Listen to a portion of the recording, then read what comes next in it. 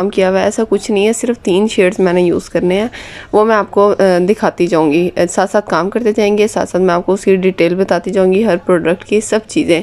Wedding के casual काफ़ी makeup हो गए थे, क्रिएटिविटी कुछ हुई नहीं थी काफ़ी टाइम से, तो सोचा एक ड्रामेटिक सा थोड़ा सा आई मेकअप कर लेते हैं। तो चलें जी काम स्टार्ट करते हैं। सबसे पहले मैं अपनी आईब्रो को शेप करूँगी। आईब्रो शेप करने के लिए मैं APK का जेल लाइनर ले रही हूँ। लॉन्ग वेयर जेल लाइनर है, 2 in 1, 2 शेड आते हैं इसमें, ठीक है, ब्लैक और ब्राउन। और आईब्रो के लिए आप ब्राउन यूज़ कर सकते हो और लाइनर के लिए आप ब्लैक यूज़ कर सकते हो। वैसे ये है लाइनर ही एग्जैक्ट, लेकिन मैं इससे अपनी आईब्रो अक्सर करती रहती हूँ। तो आईब्रो को मैं कलर कर रही हूँ अच्छे से। आप आईब्रो शेप करने के लिए मैं आपको बता देती हूँ कि किस तरह से एक लाइन आप नीचे ड्रा करोगे अपनी आईब्रो के अकॉर्डिंग। अगर आपने अपनी आईब्रो से थोड़ी बारीक रखनी है, थोड़ी अंदर रख के लाइनिंग करोगे, और अगर थोड़ी सी थिक रखनी है तो बिल्कुल जो आपकी एग्जैक्ट होगी उससे आप ज़रा सा आप कह लो माइनर सा बाहर निकाल सकते हो, बस इससे ज़्यादा नहीं कि बहुत बुरा लगे कलर। और फ्रंट एरिया आपने हमेशा छोड़ के ही काम करना है, क्योंकि जब आप स्पूली ब्रश चलाते हो तो ऑटोमेटिकली लाइट टोन में फिल हो जाता है। आप उसको लाइट टोन में फिल ना किया करो, एग्जैक्ट मतलब कलर चेंज ना लगाया करो कि जैसे पीछे डार्क कलर है तो लाइट कलर फ्रंट पे आप छोड़ दिया करो, तो वो ऑटोमेटिकली बैलेंस पर आ जाता है। अच्छा, यहाँ पे मेरी आईब्रो की शेप बन गई है। उसके बाद मैं ले रही हूँ स्पूली ब्रश। स्पूली ब्रश कुछ इस तरह का होता है, इसमें 2 होते हैं, एक कॉम्ब ब्रश होता है और एक ये स्पूली ब्रश होता है। मैं वो भी दिखाऊंगी, उससे भी काम हो जाता है, ठीक है। मैं स्पूली ब्रश से काम कर रही हूँ फ़िलहाल। तो आईब्रो को मैंने ब्रश किया और सारा कलर इक्वली डिवाइड हो जाता है आईब्रो में, ठीक है। तो और आईब्रो अच्छे से सेट हो जाती है, कलर कहीं पर एक्स्ट्रा नहीं लगा होता, बिल्कुल इक्वल हो गया। अब बारी आ जाती है आज की बेस। आज की बेस है किस ब्यूटी की पीच बेस है, एग बेस के नाम से ही आई है किस ब्यूटी की। इतनी मतलब मुझे देखने से लगा था कि मतलब के पैसे वेस्ट हैं, ऐसा कुछ नहीं है कि इसमें कोई काम करना है। इस पर सब लिखा हुआ था कि ये बहुत अच्छा मॉइस्चराइज भी करती है, इसके अलावा अच्छी कवरेज देती है, इसमें विटामिन C है, SPF 30 है, इसके अलावा टाइम आपको 24 आवर्स का देती है, ऑयल कंट्रोल है, मतलब कि सब कुछ लिखा हुआ है। और ओपन करने पर कुछ इस तरह की ये शेप निकलती है, एग ही निकलता है, ठीक है। आप एग ओपन करते हो तो आपको नीचे एक छोटा सा स्पंज मिलता है, ठीक है। आप इसको पानी में डिप करोगे तो ये अपने साइज से बहुत बड़ा हो जाता है। उसके बाद जो बेस होती है हमारी इतनी सी क्वांटिटी में, मतलब कि नीचे ओपन करके मैं आपको दिखा देती हूँ इस तरह से। इसमें 2 शेड आते हैं, नीचे पिक्चर में दोनों शेड नज़र आ रहे हैं, 0 2, मेरे ख्याल सिंपल 2 और 1 है। तो मेरे पास यहाँ पे 2 है, 1 थोड़ा सा फेयर टोन में है और 2। अच्छा, जब मैंने ये कलर लिया था मुझे लगा था जैसे ना सरकारी ईंटों का रंग नहीं होता स्कूल में, तो कुछ ऐसी कलर टोन आ रही थी, तो मुझे लगा ये बेकार जाने वाला है, लेकिन एक्सपेरिमेंट तो करना था, चीज़ को टेस्ट करना था। और जब मैंने इसको अप्लाई किया, अप्लाई करने के बाद बेस इतनी कोई ब्लर और स्मूथ थी ना कि बिल्कुल जैसे मुलायम, कोई जैसे प्राइमर लगाया, सिलिकॉन प्राइमर लगा लिया। और मुंह धोने के बाद भी मैंने जब आई मेकअप रिमूव कर दिया उसके बाद भी ये मेरी स्किन वहाँ नीचे से ऐसे जैसे प्राइमर अभी तक लगा हुआ है। मुझे बिल्कुल उम्मीद नहीं थी कि इतनी छोटी सी प्रोडक्ट इतना अच्छा काम कर सकती है। तो कवरेज इसकी बहुत ज़्यादा फुल नहीं है, आप इसको BB क्रीम के तौर पे यूज़ कर सकते हो, ठीक। तो आईब्रो को मैंने उससे शेप दी है, अपनी डिफ़ाइन किया, जो मैंने आईब्रो की शेप बनाई थी उसको क्लियर किया उसी बेस से फ्लैट ब्रश लेकर, और उसी बेस को मैं अपने फुल फेस पे अप्लाई कर लूँगी। जो उसके साथ स्पंज दिया था उसको मैंने डैम करूँगी पानी में डाल के, और फिर उसका सारा पानी अच्छे से निचोड़ के तो उस डैम ब्यूटी ब्लेंडर से मैं अपनी बेस को ब्लेंड करूँगी। अगर आपको इससे फुल कवरेज चाहिए ना तो आपको मैं कहूँगी आप ड्राई स्पंज चूज़ करो, ठीक है। और अगर आपको बिल्कुल लाइट सी कवरेज चाहिए ना, बिल्कुल लाइट सी BB क्रीम हल्का सा टिंट फेस पे चाहिए, तो आप वेट ब्यूटी ब्लेंडर आप यूज़ करो, ठीक है। तो इतना हो गया। उसके बाद मैं ले रही हूँ लग्जरी का बेनी पाउडर है, बनाना शेड इसका। तो इसमें भी 2 से 3 मेरे ख्याल शेड आते हैं कुछ, तो उससे मैं अपनी बेस को लॉक करूँगी। बहुत अच्छा था। आप जिस तरह बेस ये थी ना कि आपकी स्किन को स्मूथ कर रही थी, ये पाउडर भी कुछ इसी तरह का आपकी बेस को, आपकी स्किन को स्मूथ कर देता है। अच्छा, अगर किसी को ये बेस चाहिए होगी एग बेस रिजनेबल प्राइस में, तो मैं डिस्क्रिप्शन बॉक्स में एक लिंक डाल दूँगी, ठीक है। आप वहाँ से भी उसकी प्राइस पता कर सकते हो, लेना है नहीं लेना, लेकिन ऑथेंटिक पेज है, आप बिल्कुल भी वहाँ से कोई चीज़ परचेज़ कर सकते हो, ठीक। उसके बाद मैं आपको यहाँ पे आई शेडो एक पैलेट दिखा रही हूँ, ठीक है। यहाँ से ही मैंने सारे शेड लेने हैं, कोई मतलब कि इसके अलावा कोई आई शेडो पैलेट मैंने यूज़ नहीं करना। सबसे पहले मैंने यहाँ पे, अच्छा मैं आई शेड्स के नाम नहीं आपको बताती, सिर्फ इस वजह से नहीं बताती कि मेरा काम है आप लोगों को प्रोफेशनल बनाना। प्रोफेशनल बनने के लिए ज़रूरी होता है कि आप कलर की टोन्स देखो, ख्याल करो।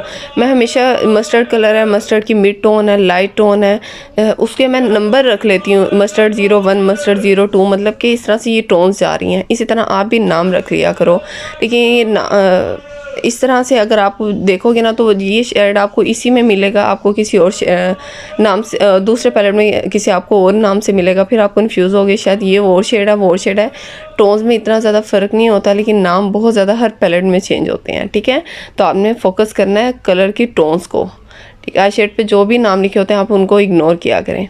उसके बाद जी यहाँ पे आपके सामने सबसे पहले मैंने थोड़ा सा येलो टोन में उठाया, उसके बाद मैंने थोड़ा सा मस्टर्ड टोन में उठाया। दोनों से मैंने आई शेड एक क्रिएट की है, ठीक है। दोनों को मैंने अपनी क्रीज में अप्लाई किया। उसके बाद जो ऑरेंज का सबसे डार्क टोन होती है वो ब्राउन की तरफ आती है, ठीक है। मैंने लाइट टू डार्क टोन की तरफ जाना है। सबसे पहले लाइट लेमन कलर मैंने कुछ इस तरह से उठाया था, आप कह सकते हो उसको मस्टर्ड का बिल्कुल लाइट टोन जो येलो की तरफ जाती है ना वो टोन, ठीक है। और मस्टर्ड ऑरेंज की तरफ जाता है, तो फिर मैंने मस्टर्ड उठाया और उसके बाद ऑरेंज का जो लास्ट टोन थी ना वो ब्राउन आती है, तो मैंने फिर ब्राउन उठाया और अगेन उसको अपनी क्रीज में अप्लाई कर दिया, ठीक है। मैंने तीनों कलर अपनी क्रीज में ही अप्लाई किए हैं 1 बाय 1, एक शेड बनाया है, ठीक है। और ब्लेंडिंग के लिए आप फ्लफ़ी ब्रश यूज़ करो, पेंसिल ब्रश यूज़ करो, जैसे भी आपको जो भी समझ में आ रहा है। पहले मैंने उससे उसको इक्वल किया, उसके बाद ब्लेंडिंग ब्रश लिया फ्लफ़ी थोड़ा सा रफ़, और उससे मैंने हल्का सा चलाया तो वो जितने भी लाइनिंग होती है सारी ब्लेंड आउट हो जाती है। उसके बाद मैं ले रही हूँ स्कॉच टेप। स्कॉच टेप अपनी आपने आंख की अकॉर्डिंग शेप जो आपने बनानी है उसके इक्वल आपने लगा देनी है। मैं इस पर एक सेपरेट वीडियो बनाऊंगी कि किस आंख पे किस तरह से स्कॉच टेप और कौन सा एंगल दिया जाता है, ठीक। वो डिटेल वीडियो आ जाएगी। अब मैं ले रही हूँ मिस रोज़ का कंसीलर है, बेस 2 शेड है इसका, ठीक है। अच्छा, ये मैं यूज़ कर रही हूँ अपनी क्रीज़ बनाने के लिए, अपनी कट करने के लिए क्रीज़ को। तो अगर आपके पास कंसीलर नहीं है तो कोई ज़रूरी नहीं है कि कंसीलर होगा तो ही कट होगा। जब बहुत ज़्यादा कलर डार्क कलर के दिखाने हो तो ही कंसीलर यूज़ किया जाता है, अदरवाइज़ आप जो मैंने पीच बेस पहले अप्लाई की थी आप उससे भी ये काम ले सकते हो, ठीक।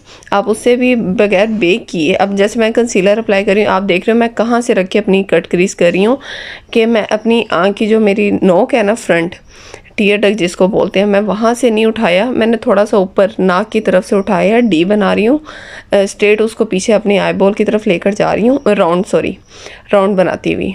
जो क्रीज की कटिंग होती है वो बहुत सारी शेप्स में होती है, तकरीबन 2 से 3 तो मैंने अपनी काफ़ी आई मेकअप की वीडियोस में दिखा दी। अगर आप ध्यान से वीडियोस देख रहे हो तो मैं फिर भी कोशिश करूँगी इस पर डिटेल वीडियो बनाऊँ कि कितनी किस्म की कट जो है ना क्रीज कट हो सकती है, ठीक। यहाँ पे मैंने अपनी क्रीज को बड़ा करने के लिए एक आँख को बड़ा करना और है और अपने आई बॉल को बड़ा करना, ठीक है। क्रीज को, आँख की लेंथ को बड़ा करना और चीज़ है। तो यहाँ मैंने अपने आई बॉल को क्रीज को बड़ा किया है किस तरह से आपके सामने है। उसके बाद मैं यहाँ पे ये सी ग्रीन सा शेड ले रही हूँ, ठीक। इसको लूँगी एप्लीकेटर से, आप इसको फिंगर से भी अप्लाई कर सकते हो, एप्लीकेटर से भी, इन दोनों से बहुत अच्छी आएगी, इसके अलावा किसी चीज़ से अच्छी एप्लीकेशन नहीं आएगी। और मैंने पहले बता दूँ कि कंसीलर को बेक नहीं किया किसी भी पाउडर से, किसी भी कम्पैक्ट पाउडर किसी चीज़ से बेक नहीं किया, डायरेक्ट कंसीलर के ऊपर लगा रही हूँ क्योंकि मुझे बहुत ही ज़्यादा ये पॉप आउट कलर चाहिए था, डार्क चाहिए था। सी ग्रीन को बिल्कुल जहाँ जहाँ मैंने क्रीज बनाई थी कंसीलर से बिल्कुल उस एरिया पे अप्लाई करने के बाद मैं ले रही हूँ पर्पल कलर, ठीक है। अब आपके सामने मैं पर्पल कहाँ अप्लाई कर रही हूँ, जो मैंने पहले क्रीज में शेड लगाए थे मस्टर्ड के, ब्राउन के, और जो मैंने ग्रीन लगाया, अब मैं सिर्फ पर्पल ही लगा रही हूँ, लेकिन जो ग्रीन के ऊपर आ रहा है वो डार्क ब्लूइश की तरफ जा रहा है, और जो पीछे मस्टर्ड और ब्राउन के ऊपर आ रहा है वो हमारा पिंक के टोन में जा रहा है, और सेंटर हमारा पर्पल ही है।